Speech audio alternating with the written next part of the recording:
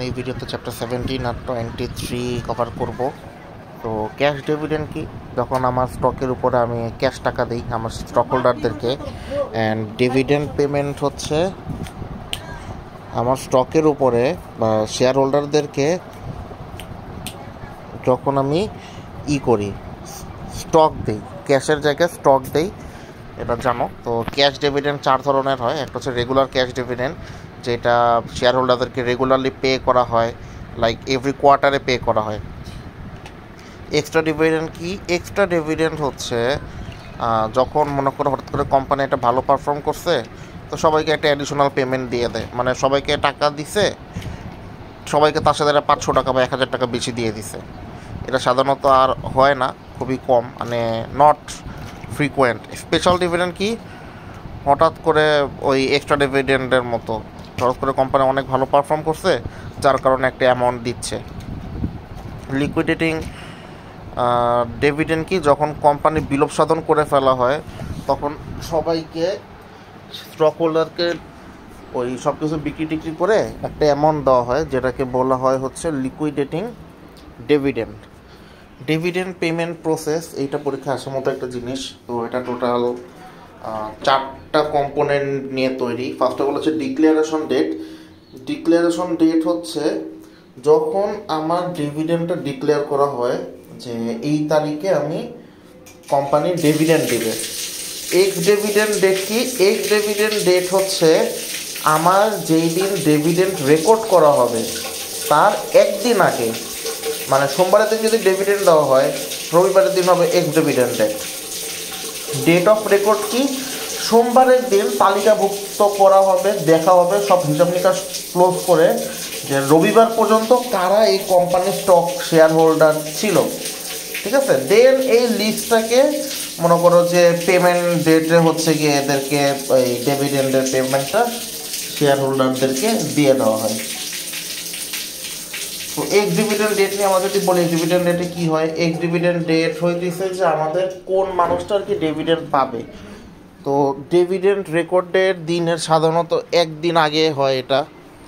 তো একদিন আগে দেখা যায় যে আমার ডিভিডেন্ডের প্রাইস কম থাকে, ঠিক আছে, কমে যায় কেন সেটা সামনে ম্যাথ করতে গেলে আরও ক্লিয়ার বুঝতে পারবা। সাপ্লাই অ্যান্ড ডিমান্ড ডিভিডেন্ড দিয়ে দিলে তো স্টকের প্রাইস কমে যায়, কারণ আমরা তো টাকাটা যখন আমার কোম্পানি আমার এত টাকা 1 লক্ষ টাকা আর্ন করছে বা 1 কোটি টাকা আর্ন করছে, তো ওইখান থেকে যদি আমি ডিভিডেন্ড দিয়ে দিই 50 লক্ষ টাকা, তাহলে কি দাঁড়াচ্ছে? 50 লক্ষ টাকা আমার অ্যাসেটের ক্যাশও কমে যাইতেছে, রাইট? আর যখন অ্যাসেটের ভ্যালু কমে যাচ্ছে, তার মানে কি আমার কোম্পানির ভ্যালু বা ফার্মের ভ্যালু বা টোটাল অ্যাসেট কমে যাচ্ছে। তো যখন ওই টোটাল অ্যাসেট কমে যাচ্ছে, তখন আমার কি হচ্ছে? ওই কোম্পানির শেয়ারের ভ্যালুও ড্রপ করতেছে, রাইট? তো ডিভিডেন্ড দিলে কোম্পানির ভ্যালু কমে, আবার অনেক ডিভিডেন্ড দেওয়ার কারণে বাড়েও অধিহারের জন্য। ডিভিডেন্ড পলিসি ম্যাটার করে কি না? হ্যাঁ, ডিভিডেন্ড পলিসি ম্যাটার করে, কারণ ডিভিডেন্ড যদি আমরা বেশি দেই, তাহলে হচ্ছে মানুষ মনে করে কোম্পানির অবস্থা অনেক ভালো, কোম্পানিতে ইনভেস্ট করে বেশি, কোম্পানির সাইজ বড় হয়। হোমমেড ডিভিডেন্ড কি? হোমমেড ডিভিডেন্ড হচ্ছে একটা দুইটা ধোয়ার জায়গায় আমরা শিখছি। একটা হচ্ছে মিসি স্যারের কাছ থেকে, আর একটা হচ্ছে বই থেকে। তো মিসি স্যারের কাছ থেকে যেটা শিখছি, যে আমাদের শেয়ার হোল্ডাররা যখন তাদের শেয়ারটা বা স্টকটা বিক্রি করে দেয়, তখন সেটাকে আমরা হোমমেড ডিভিডেন্ড বলি। আর অন্যদিকে কর্পোরেট ফাইন্যান্স থেকে আমরা হোমমেড ডিভিডেন্ড যেটা শিখছি, সেটা হচ্ছে আমার যেই স্টকটা আছে, একজন ইনভেস্টর সে আর কি একবারে স্টকের দাম 200 টাকা চায় দুইটা পিরিয়ডে। একটা পিরিয়ডে মনে করো জানুয়ারিতে 100 টাকা চায়, জুলাইতে 100 টাকা চায়, এই হচ্ছে 200 টাকা সে ডিভিডেন্ড চায় বছরে।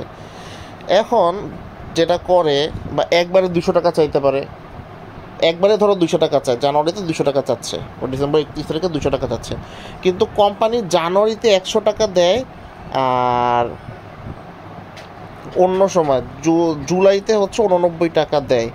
সো এই হোমমেড ডিভিডেন্ড থিওরিটা এইটা বলে, ও যে ওখানে 89 টাকা দিচ্ছে, টোটাল হচ্ছে 189 টাকা, কিন্তু ওই 100 টাকা জানুয়ারিতে যে 100 টাকা ইনভেস্টর পাইছে, সেই 100 টাকা যদি ইনভেস্টর কোথাও ইনভেস্ট করে, তাহলে সে 11 টাকা পাবে, ইন্টারেস্ট পাবে।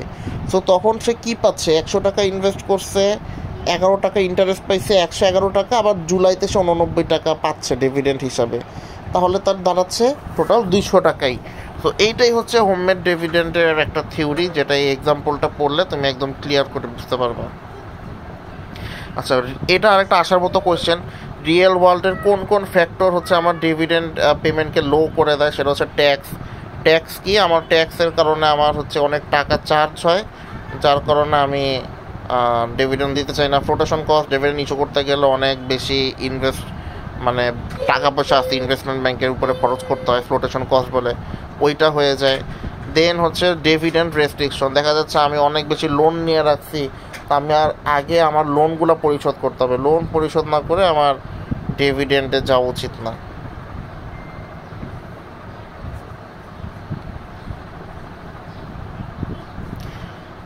আচ্ছা, যেই ব্যাপারগুলো আমাদেরকে হাই ডিভিডেন্ড পে আউটে উৎসাহিত করে, দেন প্রথমে হচ্ছে desire for current income.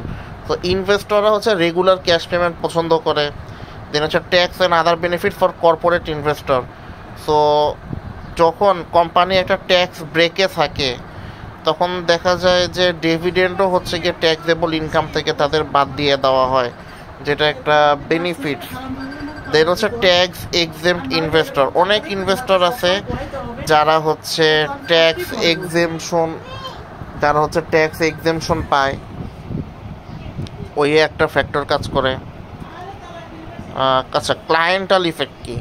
ক্লায়েন্টাল effect কি মানে হচ্ছে এক এক ধরনের ইনভেস্টর এক এক ধরনের ডিভিডেন্ড পলিসি পছন্দ করে। বড় লোকরা পছন্দ করে ডিভিডেন্ড কম, কারণ তাদেরকে ওই ডিভিডেন্ড পারে সেটার উপর ট্যাক্স দিতে হবে। আর যারা হচ্ছে গরিব বা বিভিন্ন কোম্পানি, তারা ডিভিডেন্ড চায় কারণ তাদেরকে টাকাটা দরকার। সো এইটাকে বলে ক্লায়েন্টাল ইফেক্ট, এক একজন এক এক জিনিস চায়। স্টক রিপারচেস কি? আমার স্টক আছে মার্কেটে, আমি কোম্পানি স্টকটা আবার নিজে কিনে নিছে, এটাকে বলে company stock repurchase. Cash dividend কি? রিপারচেস কি আমরা জানি। ইপিএস কি? সেটাও আমরা জানি। Corporation smooth dividend. আচ্ছা, companies avoid cutting dividend because it sends a negative signal to the market. ওই যে সিগন্যালিং থিওরি, যে ডিভিডেন্ড পলিসি ম্যাটার করে কিনা। তো ডিভিডেন্ড যদি আমরা কমাই দিই, তাহলে হচ্ছে কি আমার একটা নেগেটিভ সিগন্যাল যায় যে না, কোম্পানির অবস্থা মনে হয় ভালো না, তো তখন মানুষ হচ্ছে ওই কোম্পানিতে ইনভেস্ট কম করে। তো এই কারণে একটা ব্যালেন্স লেভেলে থাকতে হয়। আচ্ছা, life cycle theory. Life cycle theory কি? ইয়ং অ্যান্ড গ্রোয়িং ফার্ম হচ্ছে তারা ডিভিডেন্ড পে করে না, কারণ তাদের টাকা দরকার ইনভেস্টমেন্টের জন্য। আর ম্যাচিউর ফার্মগুলো হচ্ছে ডিভিডেন্ড হিসাবে দিয়ে দেয়, কারণ তাদের কাছে অনেক বেশি এক্সট্রা ক্যাশ থাকে, তাদের আসলে বিজনেস গ্রো হয়েই গেছে, তাদের আর ওরকম ইনভেস্টমেন্টের দরকার খুব একটা হয় না। Stock dividend and stock split কি? স্টক আমার একটা স্টককে দুই ভাগে ভাগ করা। স্টক ডিভিডেন্ড হচ্ছে কি আমার ডিভিডেন্ড স্টক হিসেবে দেওয়া। রিভার্স স্প্লিট কি? আমার দুইটা স্টক ছিল, দুইটা স্টককে আমি একটা স্টক বানাই দিলাম, এটাকে বলা হচ্ছে আমার রিভার্স স্টক। আচ্ছা, বলেছে চ্যাপ্টার 23 এন্টারপ্রাইজ। আচ্ছা, 4 ধরনের বিজনেস রিস্ক আছে।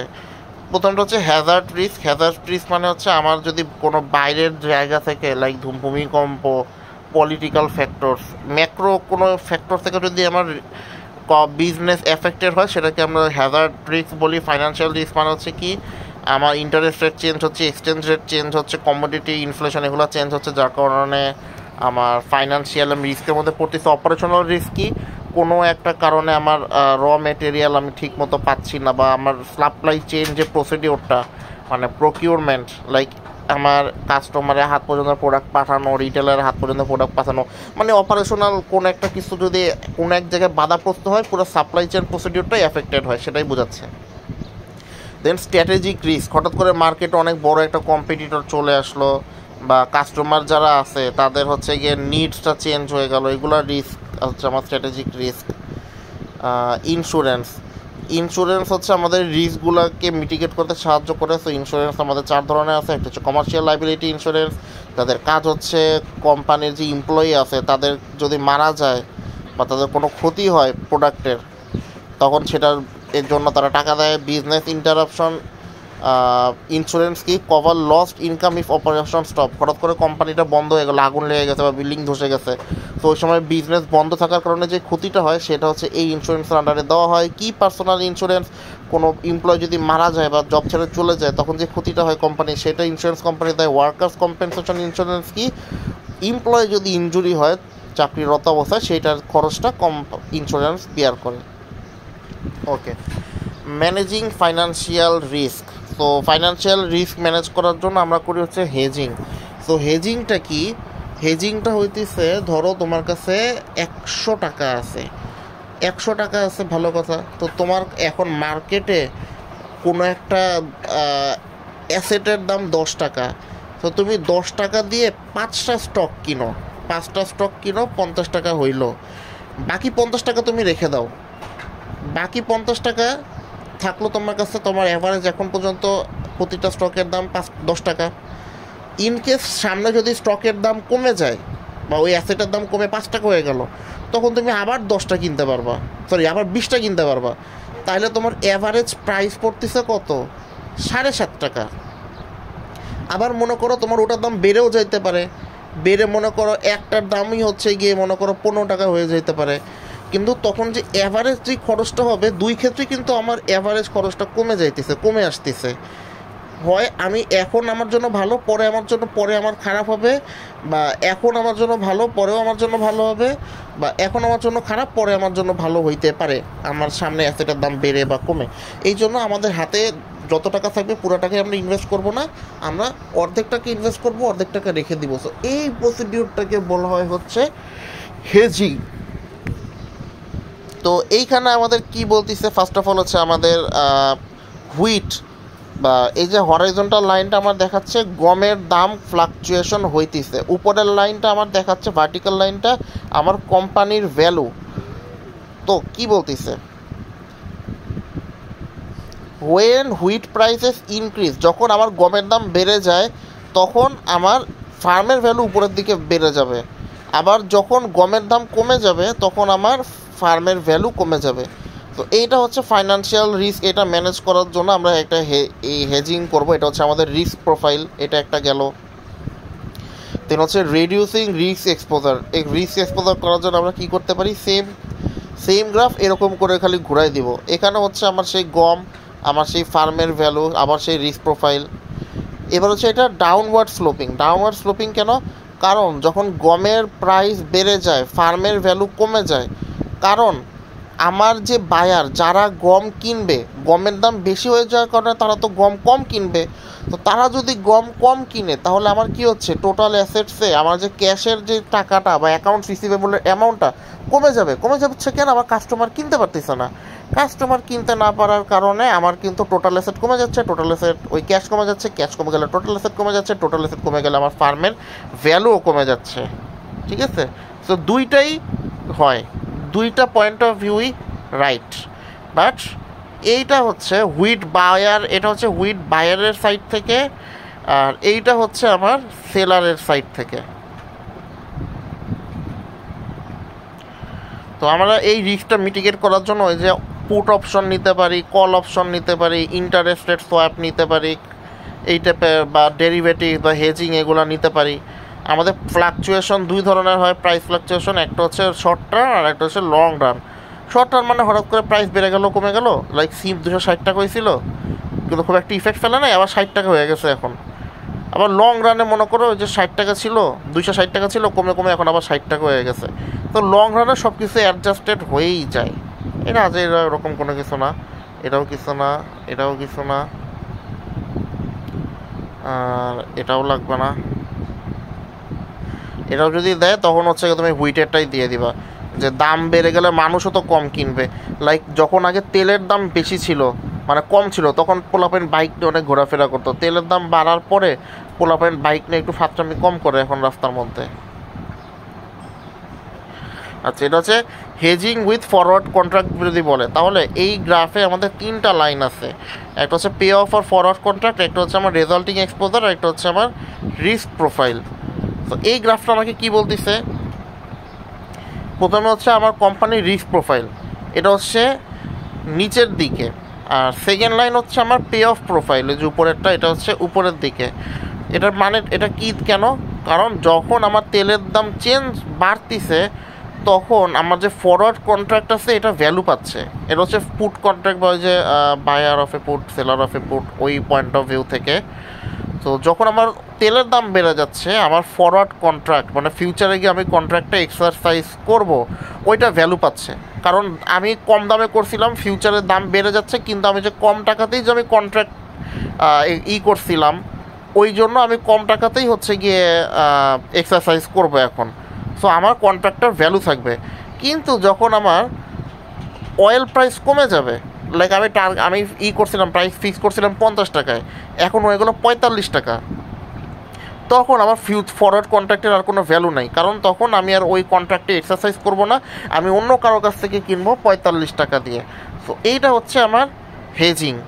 আর যখন আমার এই হেজিংটা থাকবে, মানে আমি একবার মনে করো 50 টাকায় একবার করলাম, বা 52 টাকায় করলাম, বা আমি একটা হেজিং নিলাম, হেজিং কন্ট্রাক্ট করলাম, তখন হচ্ছে আমার অয়েল প্রাইসের চেঞ্জের সাথে সাথে আমার গেইন অ্যান্ড লসও চেঞ্জ হবে। ঠিক আছে? তো এটা একটা মাঝখানে রেজাল্টিং এক্সপোজার একটা মিডল পয়েন্টে থাকে অলওয়েজ, ওই যে বললাম না, অ্যাভারেজ হয়ে যায়, একটা অ্যাভারেজ ভ্যালুতে চলে আসে।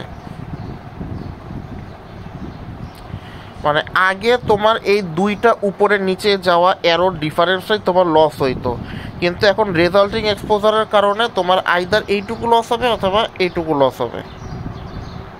এই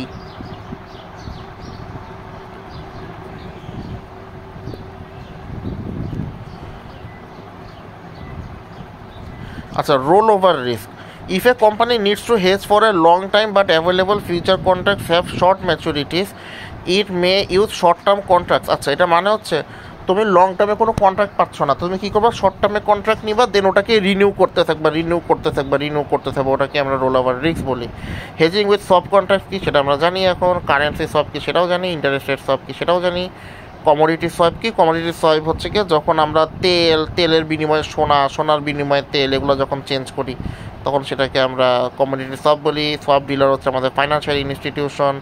ইন্টারেস্ট রেট সোয়াপ, এটা তো ভাই এই বলবো তোমাকে, বলো। এটা হচ্ছে কল অপশনের পে অফ প্রোফাইল, যেটা তুমি আমারে বুঝাইছিলা, এই যে buyer of a call, buying a call, selling a call, buying a put, selling a put, এটা আমি তোমার কি বুঝাবো, এটা পারলে তুমি আমারে বুঝাই দিও। এই সেম জিনিসই, যার কারণে এটা তোমার উপরে ছেড়ে দিলাম।